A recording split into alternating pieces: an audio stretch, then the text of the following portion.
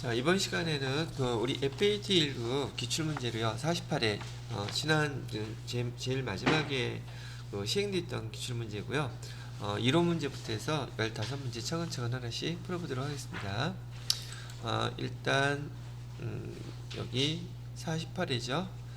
48회 색깔이 분홍색이네요. 얘는 급수를 갖다가 공인회계사에서는 색깔로 구분해놨어요. 색깔도 있고 물론 내용도 있고요. 자, 1번 문제부터 한번 보도록 할게요. 1번 문제. 다음 중 유동부채에 해당되지 않는 것 찾으래요. 유동부채, 매입채무, 유동부채죠. 미지급 비용, 유동부채.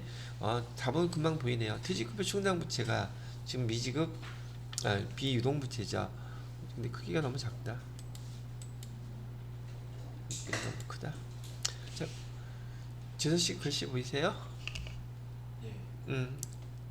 저기 소연씨는 있어요?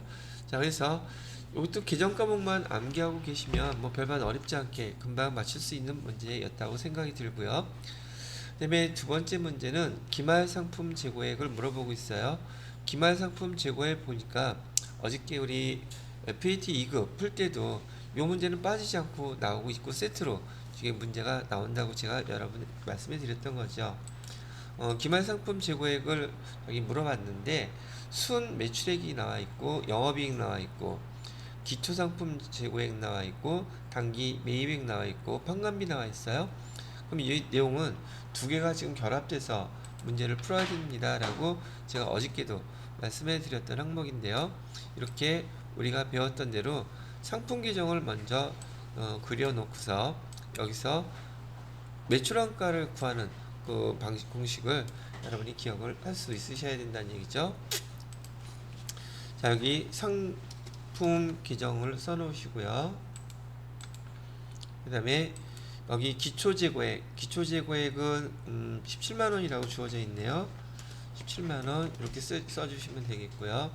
그 다음에 단기 상품 매입액이 나와 있는데 단기 상품 매입액은 85만원, 여기에 들어가는 항목이죠.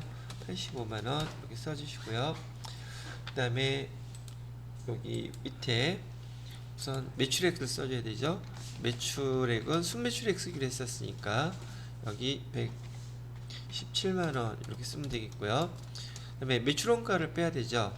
매출원가를 빼야 되는데 매출원가는 지금 모르는 상태라고 얘기를 하고 있고요. 그 다음에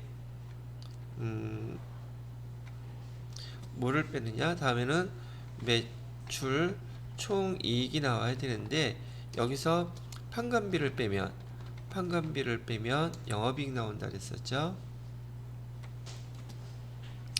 영업이익 나오는데 영업이익은 얼마라고 가르쳐주고 있냐면요 50만원이었다고 이렇게 가르쳐주고 있네요. 지금 주어지는 자료들 제가 숫자대로 그냥 하나씩 다 입력해 보는 거예요. 그 다음에 매출액 입력했고요. 영업이익도 반영했고, 그 다음에 기초상품 재고액 반영했고요. 그 다음에 단기상품 매입액 85만원도 반입했고, 그 다음에 판관비는 여기에 해당되죠. 판관비는 얼마? 20만원. 자, 그러면 판관비하고 영업이익 더하게 되면 매출 총 이익이 나와야 되죠. 이거 완전히 그냥 우리 흔히 배우는 초등학교 수학 문제예요. 그래서 두 개 더하면 매출 총이익은 얼마였겠어요? 70만원이었겠죠. 여기다가 70만원 쓰면 되고, 그러면 117만원에서 얼마를 빼야지 70만원이 나오겠습니까? 지금 이거 물어보는 거죠. 그죠? 계산기 눌러야 돼요? 눌렀지 뭐. 117만원에서 70만원 빼게 되면 47만원 나온다고요. 그래서 여기 매출원가는 지금 얼마로 계산됐다는 뜻? 여기서 47만원. 그러면 이 매출원가가 어디에 들어가니까 여기 상품 재고액에서 47만원 여기 이렇게 들어가겠죠. 그러면 90 얼마죠? 17만원 더하기 85만원 빼기 47만원 띵 하니까 55만원 나오죠. 그래서 여기서 질문했던 기말상품 재고액은 여기 최종적으로 55만원이 답입니다 라고 해서 55만원이 계산이 된 거예요. 자, 여러분이 전 1급 정도에서도 보면은 회계 1급이 됐던 여기 FAT 1급이 됐던 지금 상품 계정에서의 매출원가와 우리 손익구분에서의 그 손익계정 손익구분에서의 요 계산 공식을 알고 있어야지만 이 문제를 풀 수 있어요. 그래서 제가 반드시 이걸 암기해 놓으세요 라고 말씀을 해 드렸던 거고, 그래서 답은 여기 55만 원이 되겠습니다. 자, 그런 다음에 3번 문제 볼까요? 다음은 유형자산의 감가상각비에 대한 설명인데 옳지 않은 것 찾으래요. 유형자산의 감가상각비에 대한 설명인데 1번 내용연수 초기에는 정액법에 의한 상각비보다 정률법에 의한 상각비가 정률법이 더 크죠. 그럼 옳게 설명한 거네요. 요 초기 년도에는 그렇다는 뜻이었었어요. 2번 정률법을 적용할 경우 상각률이 정해지면 잔존가치 자료가 없어도 상각비 계산할 수 있다. 당연히 할 수 있죠. 그럼 답은 얘네요. 왜? 정률법을 계산할 때에는 감가상각하는 방법이 뭐였었어요? 감가상각하는 방법이 미상각 잔액에다가 뭐만 곱하면 됐었죠? 정률, 정률이라든지 또는 상각률 주어진 거 곱하기만 하면 계산된다 그랬었죠. 그러면 여기 잔존가치는 언제 사용된다 그랬어요? 제가 이 잔존가치라는 거는요, 정률법에서 그 상각률 있잖아요. 그 상각률을 구하는 공식이 이렇게 돼 있어요. 써드렸는지 기억이 안 나는데 여기 루트에다가 여기 내용연수 그다음에 분모에다가는 뭐죠? 시득가액 잔존가액 그다음에 분자에다가는 취득가액. 우리 그 감가상각의 3요소라고 배웠던 거 있었죠? 감가상각의 3요소가 여기에 이렇게 다 사용이 돼요. 그래서 이렇게 사용해서 계산된 결과가 정률법이 계산돼서 나오는 거예요. 그러니까 여러분들한테 이런 거 루트 뭐 다 기억할 수 있어요? 이거? 찍을 거잖아요. 저도 찍을 거예요. 그래서 우리는 이런 거 계산할 필요 없어요. 이 결과가 바로 상각률이다. 그래서 정률법에서는 미상각 잔액에다가 상각률만 곱하시면 돼요. 그 다음에 3번. 답은 벌써 나왔죠? 3번은 정액법을 적용할 경우 매년 일정한 정액법은 말 뜻의 자체가 매년 감가상각비가 일정합니다. 그런 뜻이죠. 그래서 일정한 감가상각비 맞고요. 처분되는 연도의 감가상각비를 계산하지 않더라도 영업이익에 미치는 영향은 없다. 당연히 영업이익에 영향이 있죠. 감가상각비 한 것만큼 감가상각 누계액이 올라가면 장부가액이 그만큼 감소될 테니까, 그죠? 이것도 뭐 이해가 안 되시? 여기 4번 보기의 문제는 처분되는 연도에 감가상각비 계산하지 않으면 비용을 갖다가 반영하지 않았으니 감가상각 누계액이 적게 계산되겠죠. 그러면 장부가액이 더 크게 계산되겠죠. 그죠? 한번 이렇게 해볼게요. 지금 취득가액이 100만원, 그 다음에 감가상각 누계액이 계산하기 편하게 50만원이었다고 계산해 볼게요. 그리고 여기 장부가액은 50만원 나오겠죠? 자, 얘를 갖다가 얼마에 팔았다고 가정하느냐면 얘를 60만원에 팔았다고 가정을 해봐요. 그럼 이 상태에서는 지금 10만원 유형자산 처분 이익이 생기겠죠? 그쵸? 근데 얘를 갖다가 지금 감가상각비가 반영되지 않은 거라고 한다면 올해 사용한 거에 대해서 감가상각 누계액이 아직 반영이 안 됐다는 뜻이잖아요. 그러면 비용을 더 처리해서 만약에 얘가 감가상각 올해 발생한 거 10만원을 더 추가한다면, 그죠? 10만원을 갖다 더 한다면 감가상각 누계액은 얼마가 되겠어요? 60만원이 되겠죠. 그럼 장부가액은 얼마가 돼요? 40만원이 되는데 이거를 갖다가 60만원에 팔았다면 10만원이 아니라 20만원이 저기 유형자산 처분이익이 10만원이 더 늘어나죠. 그죠? 그럼 이 얘기하는 거야. 그래서 처분되는 연도에 감가상각비 계산하면은 여기 장부가액이 40만 원이 돼서 얘를 60만 원에 팔면 유형자산 처분이익이 20만 원 나오겠지만 반영을 안 하게 되면 여기 50만 원짜리를 60만 원에 팔았다고 해서 유형자산 처분이익이 10만 원밖에 안 나온단 말이죠.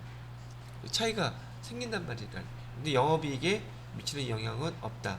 아, 근데 미치는 영향은 없겠네요. 왜? 유형자산 처분 손익은 저희 판관비가 아니라 어떤 비용이었었죠? 영업, 유형자산 처분 손익은 저기 뭐죠? 유형자산 처분 손익은 영업 외 비용이 되어 있는 것이죠. 자, 요거는 잠깐 푸셨다가 두 개를 비교해서 같이 한번 설명을 해드려 보도록 할게요.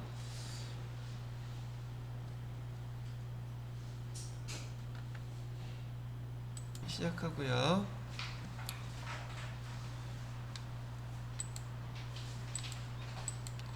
자, 문제에서 지금 여기 3번 문제는 옳지 않은 거 찾으라 그랬으니까 나머지 건 다 옳다는 얘기죠. 그래서 여기 1번 맞는 말이고요.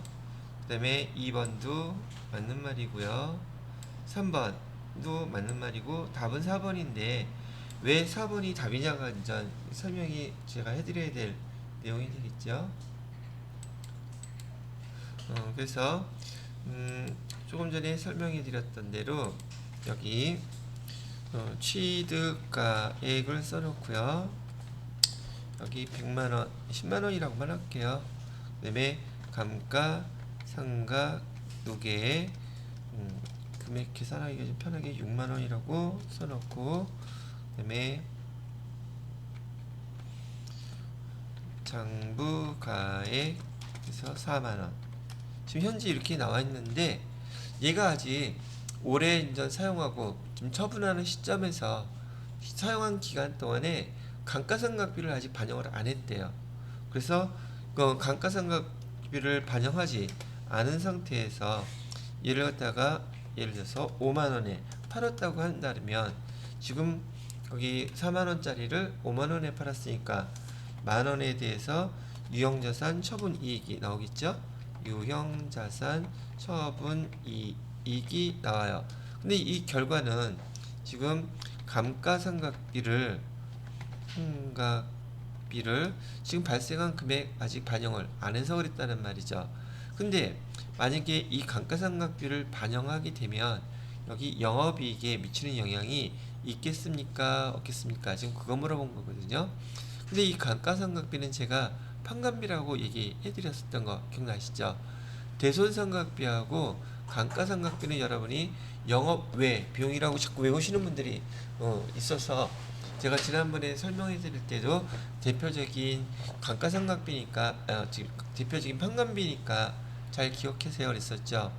만약에 여기 감가상각비가 만원이 발생했었더라면 지금 이걸 반영을 아직 안 했으니까 아까 써드렸던 매출액에서 매출 원가를 빼게 되면 매출 총이익 나오고요. 이게 너무 많이 사용된단 말이죠. 매출 총이익이 나올 것이고 여기서 판관비를 빼게 되면 지금 여기 나와 있는 금액이 영업이익이 나온단 말이죠.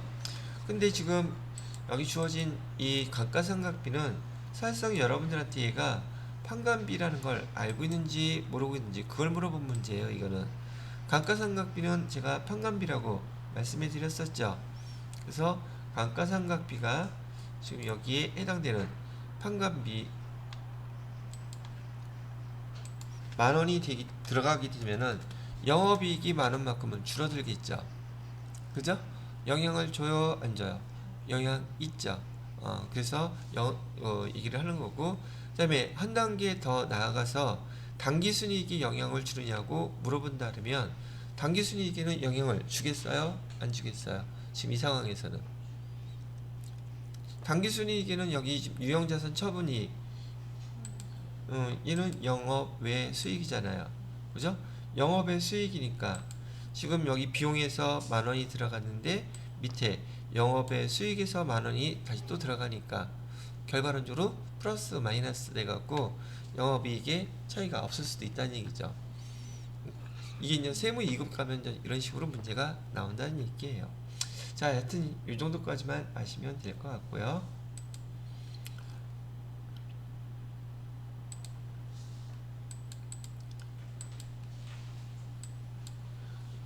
그래서 답은 지금 여기 4번이 옳지 않은 답이 됐네요. 자, 그 다음에 3번 문제, 4번 문제 보도록 할게요. 도매업을 영위하는 항공의 영업이익, 뭐 계속 줄기차게 나오죠.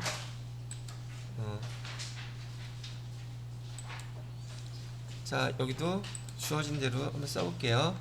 매출액 주어졌어요. 매출액은 600만원이라고 주어졌고요. 그 다음에 매출원가는 350만원이라고,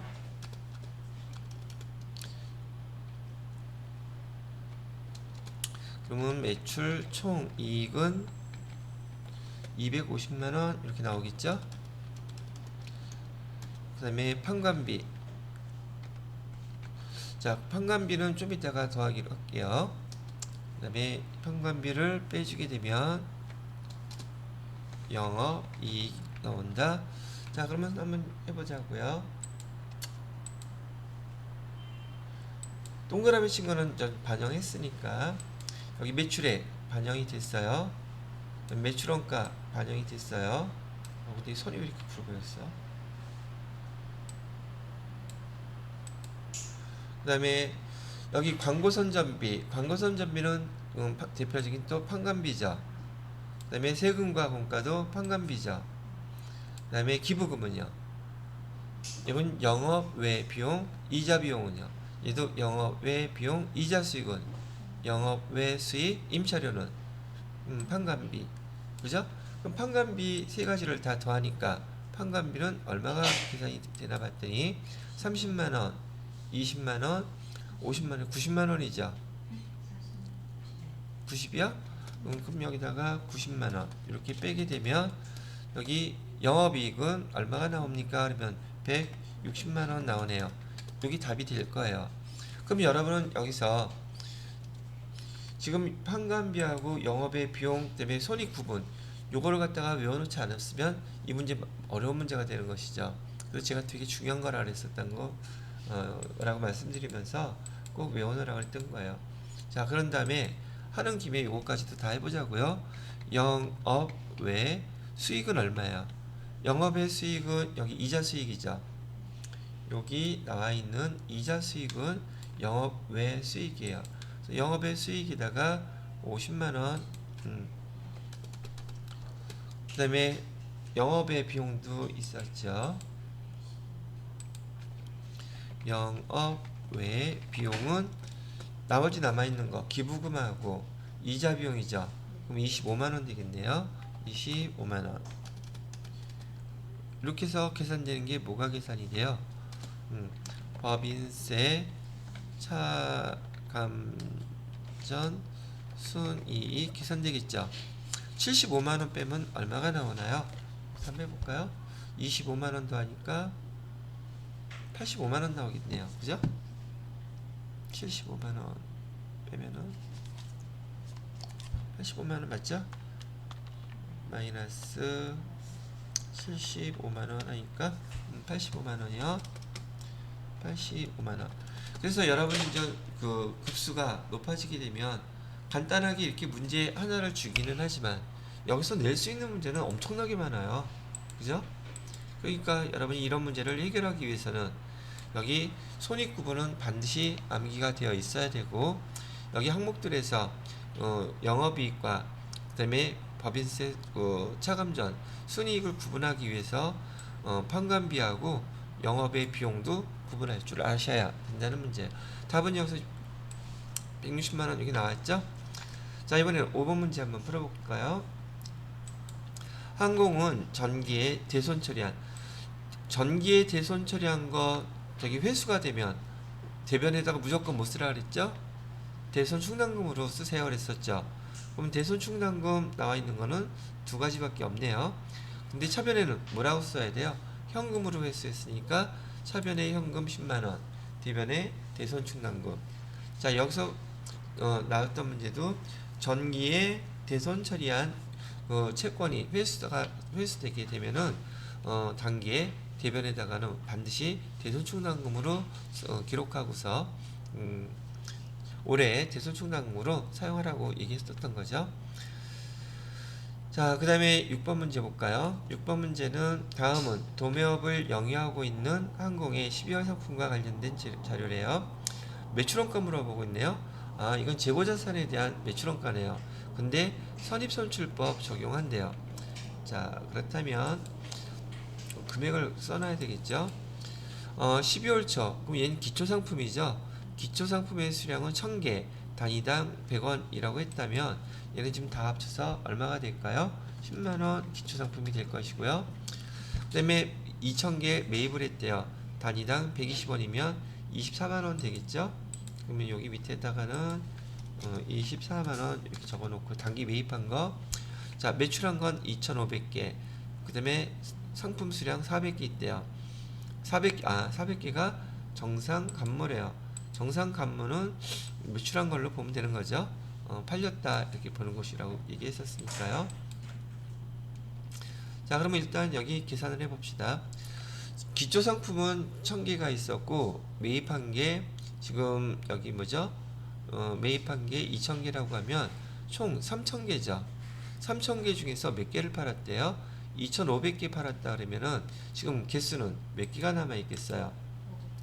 일단 개수는 500개가 남아 있는데 얼마짜리가 500개 남아 있겠어요? 얘는 선입선출법 사용했다 그랬으니까 기초권은 다 팔렸겠죠. 그 다음에 12월 5일날 사갖고 왔던 것 중에서 1500개가 또 팔리니까 그러면 단가가 120원짜리가 지금 500개 남아있는 거죠. 그러면 요 금액 합치면 얼마가 돼요? 500개 곱하기 120원 하니까 6만원 나오게 되나요? 맞나?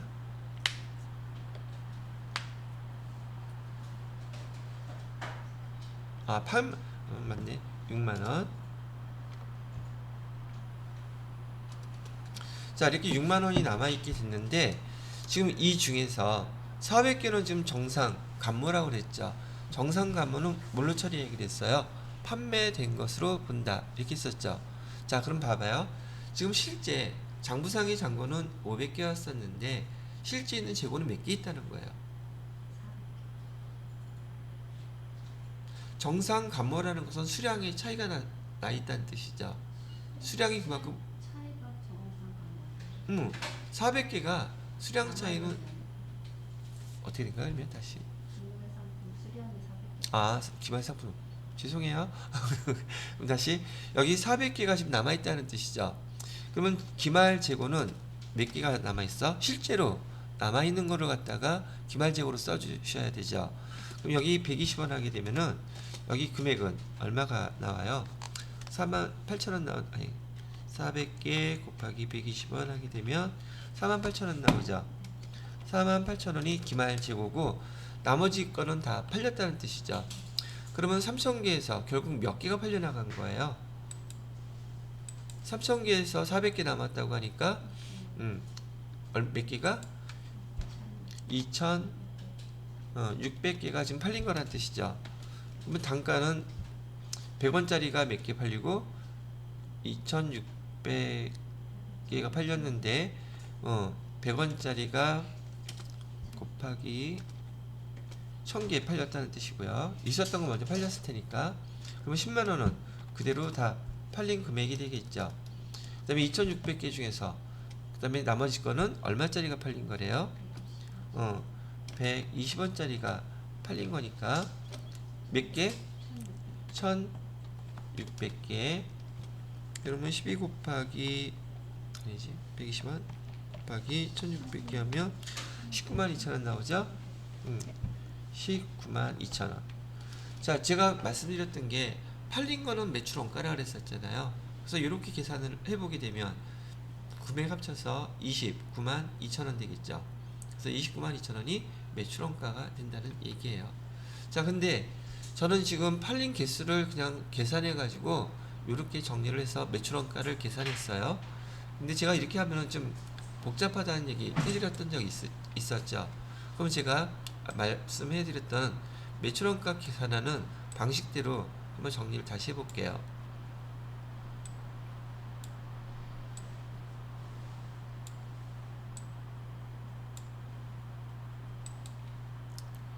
자, 우리 상품 기정 쓰라 그랬었고요.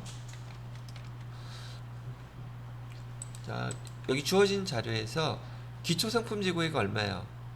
기초는 10만원이라 그랬죠. 10만원 쓰면 되겠고요. 단기에 매입한 거는 얼마? 24만원이죠. 그럼 여기 단기에 매입한 거 24만원 쓰시면 되고요. 자, 그 다음에 기말에 수량 차이 나는 거는 원래 500개가 있어야 되는데 지금 400개밖에 없죠. 그러면 우리는 장부상 수량을 써줘야 돼요. 실제 남아있는 거 써줘야 돼요. 그러면 400개 곱하기 120원짜리니까 여기다가 48,000원 해주면 되죠. 그럼 우리 매출원가 계산할 때 두 개 더해서 여기 빼면은 매출원가 계산된다고 우리 배웠잖아요. 그죠? 그러면 34만원에서 48,000원 빼면 매출원가는 얼마가 나옵니까? 라면 292,000원 이렇게 나오죠. 그죠? 자, 이렇게 푸는 게 빠르겠어요? 이렇게 푸는 게 빠르겠어요? 이게 더 정확하죠? 그래서 이렇게 제가 하라고 말씀을 해드렸던 거예요. 근데 이걸 보고서 이렇게도 계산할 줄 아셔야지 돼요. 됐죠? 두 가지 방법으로 다 설명을 해봐 드렸어요. 제가 그나마 여러분들한테 추천하는 방식은 이렇게 하라고 추천해 드리고 싶으네요. 그렇게 설명도 해드렸고요, 사실. 그죠?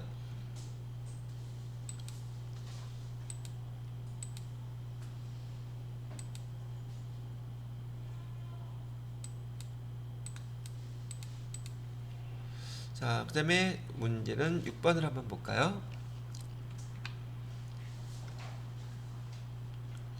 자, 6번을 보시게 되면 재무제표 작성의 표시 일반원칙에 대해서 옳은 거 찾으라네요. 옳은 거. 자산과 부채는 원칙적으로 상기한다 그랬어요. 상기하지 않는다 그랬어요. 상기하지 않는다 그랬죠? 얘는 틀렸네요. 두 번째, 재무제표의 작성과 표시에 대한 책임은 누구한테 있다 그랬었죠? 경영진이라고 있다 그랬었죠? 종업원이라고 해서 틀렸네요. 세 번째, 중요한 항목은 재무제표의 본문이나 주석에 통합하여 표시한다. 중요한 여기도 한번 잠깐 보고요. 여기 용어가 통합해서 표시한다 그러는 게 아니라 이 하나하나 구분해야 되겠지. 통합해서 표시하면 알아볼 수가 있을까 없을까? 없겠죠. 그래서 얘는 통합한 게 아니라 구분해서 표시한다고 써놔야 돼요. 중요한 항목은 중요하니까 재무제표의 본문이나 그런 주석사항에다가 구분해서 외상매출금은 이렇고요, 받으러오면 이렇고요, 매출채권 규정이 그래서 이랬습니다. 나누어서 하나하나 다 표시를 해줘야지. 지금 문제가 외상매출금에 문제가 있는데 설명할게. 여기 매출채권이라고 통합해서 표시해버리면 얘가 받으러옴을 얘기하는 거야, 외상매출금을 얘기하는 거야, 모를 수 있죠. 그래서 얘도 틀렸어요. 그 다음에 4번에 경영진은 재무지표 작성 시 계속기업으로서 제가 내년에 우리 회사가 계속 존속할 수 있는 회사인지 아닌지 경영진이 매년 평가해야 된다 그랬죠. 그래서 얘를 계속기업이라고 했었고, 계속기업이라는 용어는 어디에서 사용됐었는 용어냐면 기본 가정, 전제 조건 기억나세요? 여기서 세 가지 제가 꼭 외워놓으세요 그랬던 거예요. 첫 번째로는 기업 실체 법인이라고 그랬었고요. 두 번째로는 계속 기업, 세 번째로는 기간별 보고. 요 세 가지가 재무제표를 작성하기 위한 기본 가정 전제 조건이었었어요. 그 중에서 우리 회사가 내년에도 올해와 같이 이상 없이 계속 존속할 겁니다. 즉 사업을 중단하거나 청산할 계획이 없다고 누가 평가하라는 얘기예요? 경영진이 평가해서 알려줘야지 돼요. 그래서 얘는 존속 가능성을 갖다가 평가해야 된다. 그래서 4번이 맞는 답이 되겠습니다. 자, 그 다음에는 다음 중 선생님의 질문에 옳지 않은 답변을 한 사람은 누구냐고 물어보고 있네요. 옳지 않은 거, 나머지 사람들은 대답을 잘했다는 뜻이네요. 자, 준표. 선생님이 질문은 내부 통제에 대한 내부 통제에 대해 학습할 시간이네요. 내부 통제 구성 요소에는 어떤 게 있습니까? 라고 물어봤는데, 이 선생님이 칠판에다가 써놓은 거는 생물, 화학 공식 써놓고서는 질문은 영 엉뚱한 거 하셨네요. 자, 여기 한번 다시 저도 정리해 드릴게요. 내부 통제에 대한 목적은, 제가 여러분들한테 이거 참 설명한 적 없죠? 그죠? 그럼 지금 배우세요. 그렇게 하기 좀 그렇다.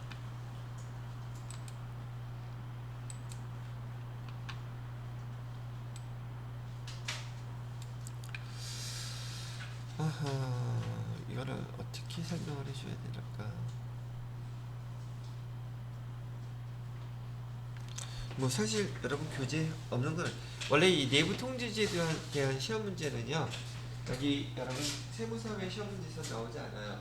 근데 공인행사회 시험 문제에서는, 공인행사들은 회사에서 회계감사를 나갈 때 이거 반드시 받게 돼 있거든요.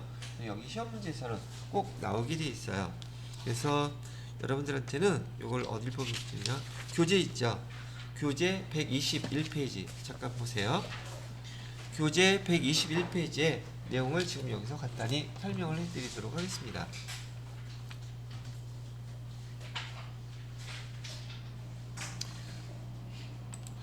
자, 이 내부 통제 제도라고 얘기하는 것은 기업의 투명성을 위해서 회사에서 실시하는 제도입니다. 기업의 투명성.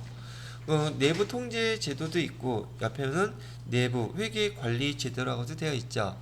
근데 이 내부 통제 제도는 전사적으로 다 시행해야 되는, 즉 임원이 됐던 경영진이 됐던 직원이 됐던 할 거 없이 다 참여해야 되는 그런 전사적인 통제 활동이라고 보시면 되겠고요. 내부 회계 관리 제도는 그 중에서 내부 통제 제도의 일부예요. 일부인데 우리 회사에 있는 자산에 접근할 관리, 부정부패 방지 이런 것들을 담고 있는 내용이 내부 회계 관리 제도예요.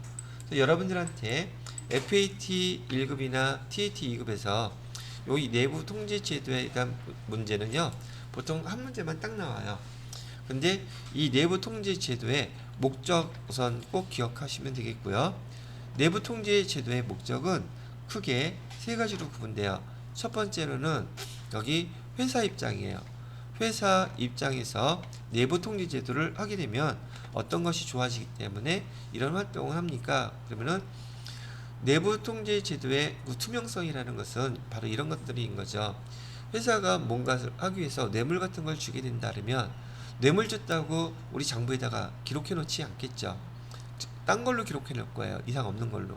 그러면 회사에서 가져간 그 돈이 효과적으로 잘 사용됐을까요? 그 돈이 회사의 발전을 위해서 회사 내부적으로 효율적으로 사용됐을까요? 즉 우리 생산이라든지 판매라든지 그런 걸 위해서 사용되지 않았겠죠. 그래서 내부 통제 제도를 시행하게 되면 회사 입장에서는 그 자산을 더 효과적이고 더 효율적으로 사용할 수 있게 된단 말이죠. 그 다음에 두 번째로는요, 재무제표 입장이에요. 두 번째로는 재무제표의 관점에서는 내부 통제 제도를 시행하게 되면 그 재무제표의 신뢰성이 더 높아지겠죠. 왜? 정직하게 다 쓸 테니까. 그 다음에 세 번째로는 법규 준수 차원에서요. 법규 준수 차원에서 내부 통제 제도를 하게 되면 법이라든지 규칙이라든지 이런 내용들을 잘 준수하게 되겠죠. 그래서 법을 갖다가 잘 준수하게 된다. 이런 목적을 가지고서 내부 통제 제도를 갖다가 시행하는 것이랍니다. 그러면 이 내부 통제 제도의 구성 요소는 어떻게 됩니까? 라고 질문을 갖다가 많이 물어봐요. 내부 통제 제도의 구성 요소는 얘도 마찬가지로 5가지로 구분해서 설명을 하고 있는데요. 여러분이 그냥 교재만 읽어보면 뭔 뜻인지 잘 기억이 구분하기가 좀 그래요. 자, 첫 번째, 여기 내부 통제 제도는 회사 입장에서 재무제표 입장에서 법규 준수 차원에서 이렇게 시행하는 목적을 갖고 있는데, 구성 요소는 어떤 뜻을 갖고 있느냐면 부정부패가 일어나지 않도록 우리 회사의 환경부터 먼저 알아봐야 되겠죠. 즉 우리 회사의 부서에서, 제가 예를 부서로 들어드릴게요. 부서에서, 회사에는 많은 부서가 있는데 우리 인사, 총무, 그다음에 생산, 물류, 그다음에 비서실, 그다음에 뭐 잇따르면, 그다음에 거기 법규 관련된 그런 법무실 이런 게 있다고 쳐요. 자, 그런 여러 부서 중에서 지금 부정부패가 일어날 수 있는 우리 회사의 환경에서 일어날 수 있는 게가 어디가 있는지를 본다는 얘기예요. 그래서 내부 통제 제도의 그 구성 요소는 첫 번째가 통제 환경이에요. 통제 환경은 각 부서를 지금 어떤 부서가 있는지, 어떤 조직이 있는지부터 먼저 정확히 잘 파악을 해야 되겠죠. 그런 다음에 그 부서들 중에서 어디에 위험성이 제일 클까? 그러면 위험을 평가해 본 거예요. 위험 평가를 했는데 드라마 같은 데 보면은 그런 요소가 어디서 제일 많이 나타나던가요? 그 회장님, 사장님 계시는 그 부서, 그 비서가 고기 끄덕거리면 나가서 일 처리하고 오잖아요. 어디서 제일 많이 그런 일이 벌어져? 비서실이야. 그죠? 그래서 그러면 평가가 된 거예요. 그러면 비서실에서 오는 모든 자료들은 다른 부서에서는 회사의 사규, 법규에 맞게끔 절차를 까다롭지만 원래대로 다 적용을 하는 거예요. 만약에 평상시 같았으면 사장님이 이거 좀 해달라고 회장님이 뭐 좀 하라고 가져오셨어, 해달라고 서류를 가져왔어. 근데 보니까 회장님 사인이 없어. 그럼 어떻게 해야 돼요? 다른 데 같았으면 회장님이 그렇게 지시했다고 하니까 그냥 대충 알아서 하고 나중에 사인 받고 막 그렇게 했었는데 철저하게 지켜야 돼요. 그러면 빠꾸시켜야 되겠죠. 이 서류에 보니까 사장님, 회장님 사인이 없는, 결제가 없는데요. 이거 받아갖고 오셔야 됩니다. 그럼 그 비서실에서 뭐라 그랬어요? 회장님이 지금 바쁘셔서 나가다가 이렇게 했으니까 선 조치해주고 나중에 받을게요. 예, 안 되는데요. 이게 바로 통제 활동이에요. 세 번째가 뭘 한다? 통제 활동을 하게 돼요. 자, 이렇게 지금 우리가 내부 통제 제도를 시행하기 위해서 우리 회사에서의 통제 환경, 각 부서들을 봤고요. 그다음에 위험, 어느 부서가 제일 위험한지 평가를 해봤더니 비서실이 요 주의 대상 인물이 아니라 부서야. 그럼 통제 활동을 시작해야 되겠죠. 총무부서에 가도, 회계부서에 가도, 인사부서에 가도 모든 서류, 그다음에 절차를 갖다가 준수한다는 뜻이에요. 자, 그렇게 통제 활동을 하다 보면은 의사소통이 돼야 되겠죠. 즉 그 비서실에서 이거 너무 까탈스럽고 부분 심한 거 아니야? 뭐 등등 얘기도 하겠고, 그다음에 거기서 통제 활동을 시행하면서 어떤 정보가 집계가 되겠죠. 잘하고 있다, 안 되고 있다, 위험하다, 해줬다. 그래서 의사소통도 하게 될 것이고 통제 활동에 대한 정보도 등등 수집하게 될 거예요. 그리고 이상이 있는지 없는지 계속 모니터링을 갖다가 하고 있단 말이죠. 근데 이 내부 통제 제도는 하루만 하고 일주일만 하고 한 달만 하고 끝나는 게 아니에요. 매년 해야지 돼요. 그래서 비서실에 대해서 그런 일이 사건 사고가 없다면 다음에 또 평가해서 개선되지 않았으면 계속 개선됐으면 그 다음에 또 어떤 부서가 그런 위험성이 있는지 없는지 다시 평가하는 거예요. 그리고 그 평가한 다음에 또 그해 통제활동 시작하고, 통제활동하다 보면 의사소통도 할 것이며 정보가 또 등등 교환이 되겠죠.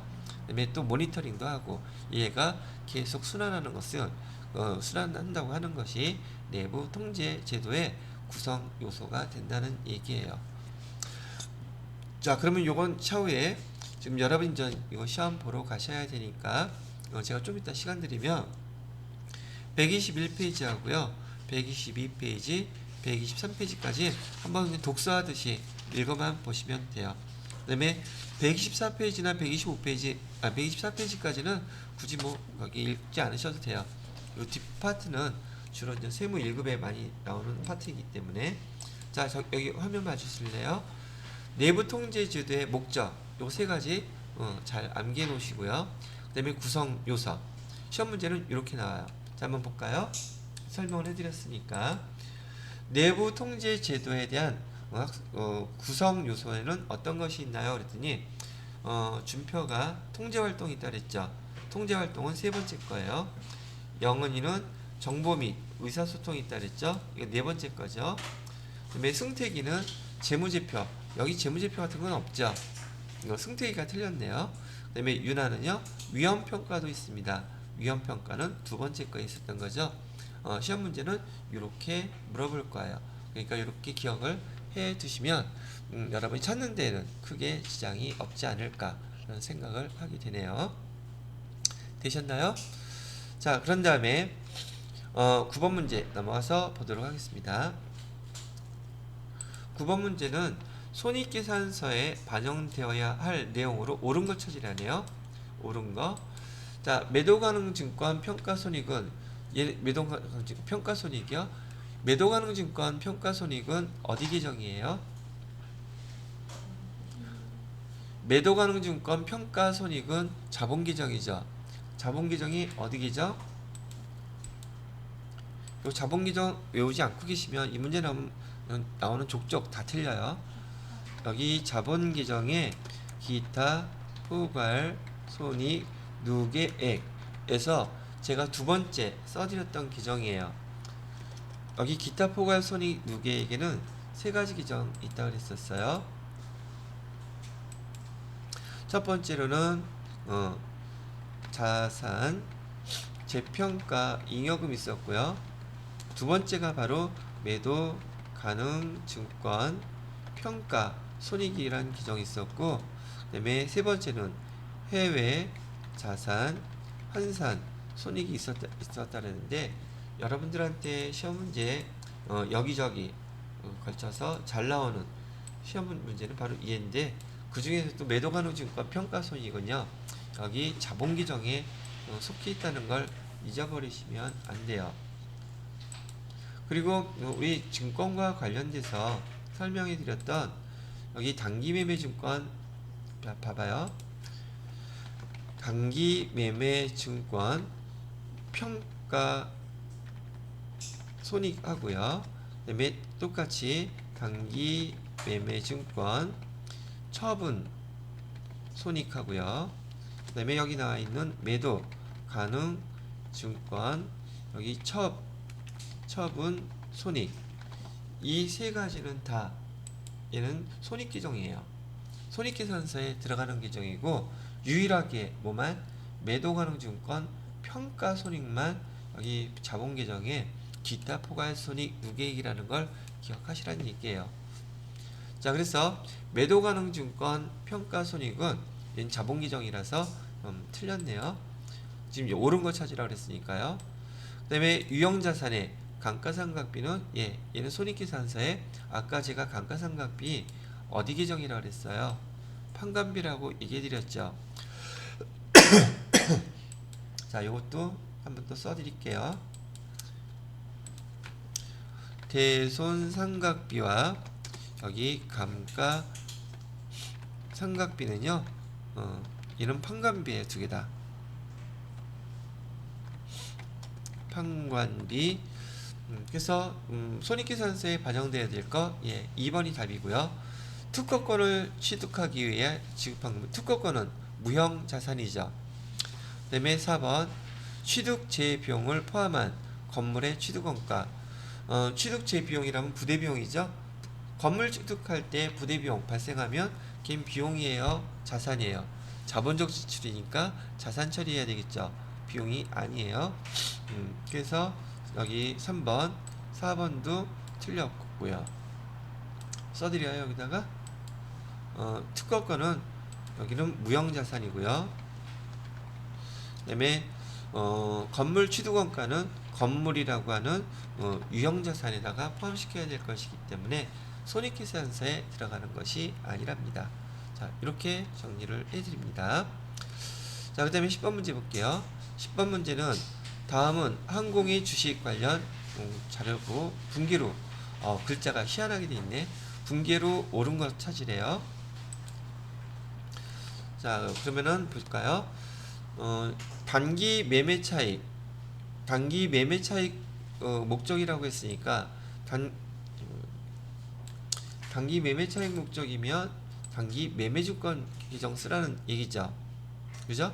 그러면 단기 매매 증권이라고 써야지 매도 가능 증권이라고 쓴 보기 1번하고 2번은 무조건 틀렸죠. 그죠?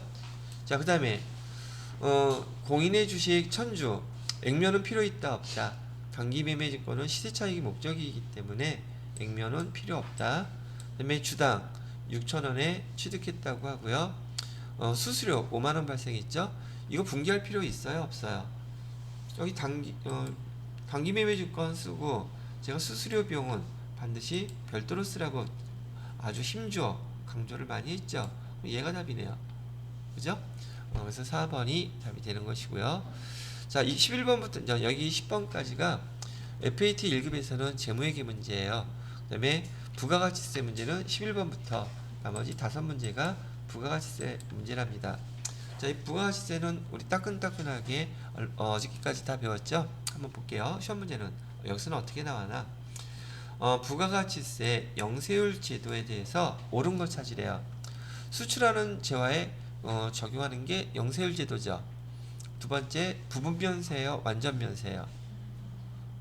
완전면세죠. 그럼 얘는 틀린 거죠. 그래서 2번은 틀렸고요.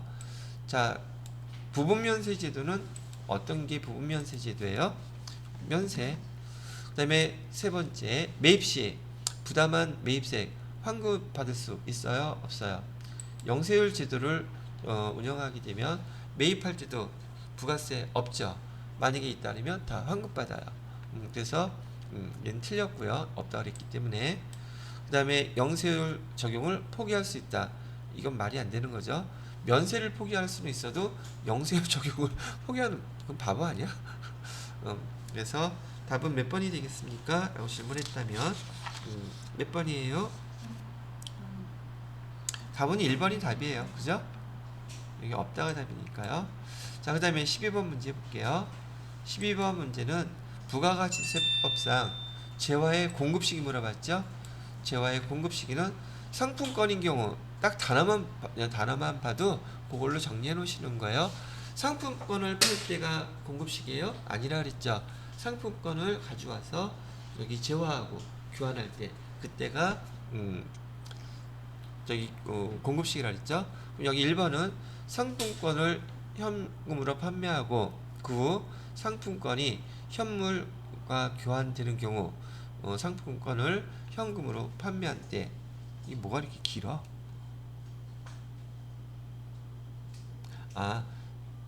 상품권을 현금으로 판매한 때는 우리 재화의 공급시기라고 안 보죠? 그래서 1번은 틀린 거네요. 자, 2번 외상 판매했을 때는 제가 공급시기는 뭐 외상이 됐던 판매를 하면 이렇게 인도하면은 공급시기라고 그랬었죠. 대금을 받았을 때가 아니라 뭐 언제 인도한 때 인도. 그래서 얘도 틀렸고요. 그다음에 3번 재화의 공급으로 보는 가공의 경우 재화의 가공이 완료된 때 재화의 가공이 완료될 때라고 한다면 지금 이 재화는 가공이지 용역이지 재화가 아니죠. 그래서 얘도 틀렸죠. 자, 제가 말씀드렸던 거 이렇게 가공이라는 것은 일부 재화나 전체를 사가지고 자기가 가공한 다음에 그 다음에 납품하면 그건 재화지만 지금 이렇게 가공만 한 경우는 여기 문제에서는 재화의 공급이라고 물어봤잖아요. 얘는 뭐에 해당되는 거예요? 재화가 아니라 얘는 용역의 공급이라고 본다는 얘기라고 했었잖아요. 왜? 가공만 했으니까. 자, 4번에 공급 단위를 구획할 수 없는 재화를 계속적으로 공급하는 경우는 계약서예요. 요 용어는 계약서라고 제가 설명해 드렸었죠. 여기 대가의 각 부분을 받기로 한 때라고 그랬었는데, 지금 여기 앞에서 공급 단위를 구획할 수 없는 재화라고 했던 건 무슨 말이냐면요, 보통 가정에서 또는 회사에서 전기를 공급받게 되면, 전기는 재화죠. 공급받을 때 한 달치 그 금액 공급 그 시기에 공급 가액을 결정하기 위해서 매달 잠깐 전기 끊었다가 계산하고 다시 전기 해주나요? 아니면 계속 그냥 전기 공급해주고 계약서 상에서 전기 얼마 공급되는 대로 한 달 기간에 맞춰서 계산합니다. 계약서에 적혀져 있죠. 그래서 여기 대가의 각 부분을 받기로 한 때는 여기 대표적인 게 전력비예요. 전기요금이요. 그래서 이거는 전기요금도 전기 공급 계약서가 있어요. 그 계약서에 의해서 받기로 한 때 매달 말이 됐던 날짜가 정해져 있겠죠. 그다음에 이 공급 단위를 구획할 수 없는 재화가 또 있어요. 뭐가 있느냐면 여러분 갖고 계시는 스마트폰 있죠. 스마트폰도 여러분 한 달에 한 번씩 여기 결제하죠. 근데 한 달치를 계산하기 위해서 데이터가 어느 날 갑자기 월 말이 되면 12시가 되면 잠시 딱 끊겨요? 아니면 계속 제공되고 있어요. 그러면 여기는 공급 단위를 구획할 수 없는 재화라고 한다면, 우리 주변에서 흔히 볼 수 있는 것은 전기 요금하고요, 전기요, 그 다음에 데이터 이런 것들을 갖다가 기억하시면 돼요. 얘네들은 돈 청구할 때 공급된 재화를 구분할 때 계약서가 다 있어서 그 계약서에 의해서 그 시기와 금액이 결정된답니다. 자, 그 다음에 13번 문제 볼까요? 13번 문제는, 다음은 항공의 이익이 예정신고 관련 부가가치세 과세표준물을 보고 있네요. 자, 지난번에 우리 배울 때 과세표준에 포함시켜야 될 거, 과세표준에 포함시키면 안 되는 거, 그 다음에 그 과세표준에서 공제하지 않는 거, 이런 거 구분을 했었단 말이죠. 자, 7월 20일 외상 판매 회수 약정일은 10월 20일이고요. 매출 할인액 200만원. 자, 봐요. 지금 외상 판매한 거 얼마라 그랬어요? 여기 4천만원이라 그랬죠. 근데 여기 매출 할인액은 과세표준 결정할 때 우리 빼주기로 했었죠. 과세표준에 포함시켜서 빼주기로 했기 때문에 얼마를 빼줘야 돼요? 200만원을 빼주게 되면 여기 과세표준은 얼마가 돼 있어요? 3,800만원 돼 있고요. 그 다음에 8월 26일 지방자치단체로부터 받은 공공보조금, 사업과 관련이 없으면 공공보조금은 과세표준에 포함시키지 않기로 했죠. 그죠? 사업과 관련이 있으면 포함시켜야 되죠. 근데 지금 사업과 관련이 없다고 여기서 문제에서 얘기해주고 있죠. 그러니까 얘는 손댈 필요 없는 것이고, 9월 19일 지방자치단체에 무상 공급한 제품, 제품을 갖다가 무상 공급을 했으므로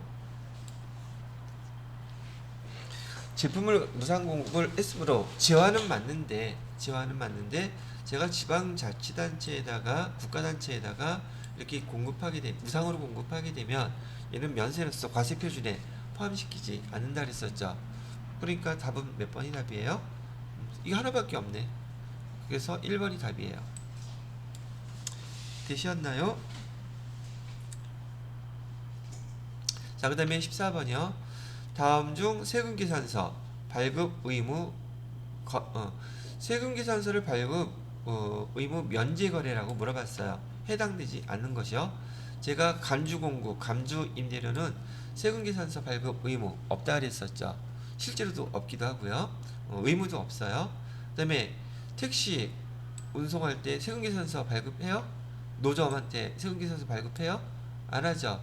근데 4번에 보시게 되면 우리가 수출하는 기업에 내국 신용장에 의해서 영세율 세금계산서 발급했던 거 기억나시죠? 그래서 4번이 답이에요. 이거 봤던 것도 얼마 전에 봤던 거예요. 자, 마지막 문제예요. 15번 문제. 제조업을 영위하는 일반 과세자 항공의 이익이 부가가치세 예정신고와 관련된 자료라고 그랬고요. 부가가치세 납부세액이 얼마네요. 그러면 여기 매입세액, 매출세액 해야 되겠죠? 자, 보세요. 제품이 지금 공급대가로 나와 있어요. 공급대가로 나와 있다면 얘 공급가액하고 세액 나눠줘야 되죠. 공급가액은 얼마? 2천만원. 그죠? 세액은 얼마? 200만원. 그럼 매출세액은 지금 200만원 납부해야 되죠. 그 다음에 매입세액은 70만원인데 영업부서에서 사용할 2000cc 중고 승용차에 대한 그 매입세액은 20만원 포함이 되어 있대요. 매입세액이 70만원인데 그 중에 불공에 해당되는 거 지금 포함되어 있다는 얘기하고 있죠. 그럼 매입세액에서 공제받을 수 있는 건 얼마를 공제받을 수 있다는 뜻이에요. 70만원일까요? 50만원일까요? 불공은 매입세 공제 안 해주는 거잖아요. 50만원 이렇게 빼게 되면 납부세액은 얼마가 나와요?